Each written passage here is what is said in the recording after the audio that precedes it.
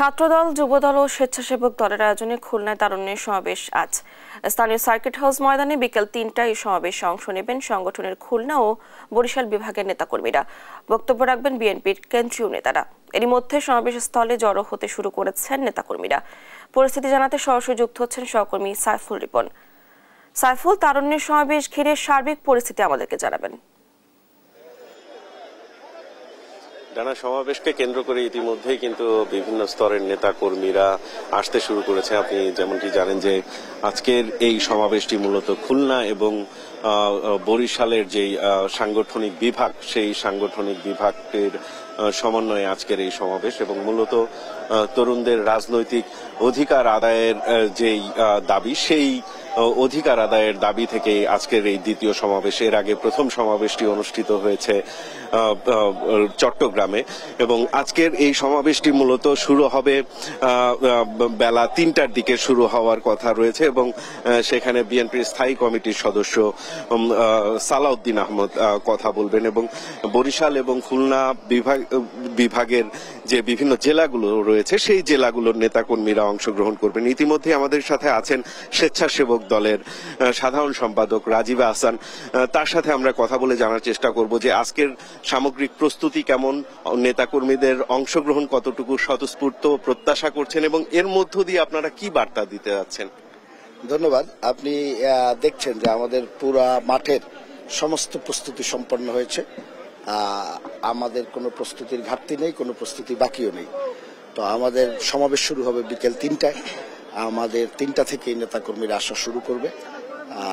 আজকে আমাদের যে তারুণ্যের অধিকার প্রতিষ্ঠার যে সমাবেশ, আমরা আশা করছি খুলনার ইতিহাসের সবচেয়ে বৃহৎ তরুণদের জমায়েত হবে আজকে এই সার্কিট হাউস মাঠে এবং সেই জমায়েত হবে স্বতঃস্ফূর্ত। সেই জমায়েত শুধু বিএনপির অঙ্গ সহযোগী সংগঠনের তরুণদের মধ্যে সীমাবদ্ধ থাকবে না।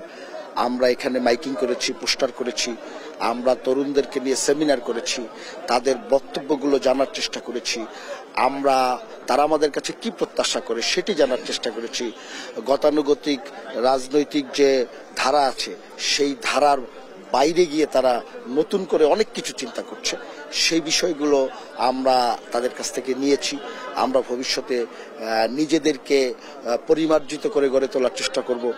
দলের পলিসির বিষয়গুলোতে তরুণদের এই ভাবনাগুলোকে সমন্বয় করব এবং সুন্দর একটি দেশ গড়ার জন্য নিজেদেরকে যতখানি পরিবর্তন করা দরকার গতানুগতিক ধারা থেকে বাইরে এসে সেটি আমরা তৈরি করার চেষ্টা করব।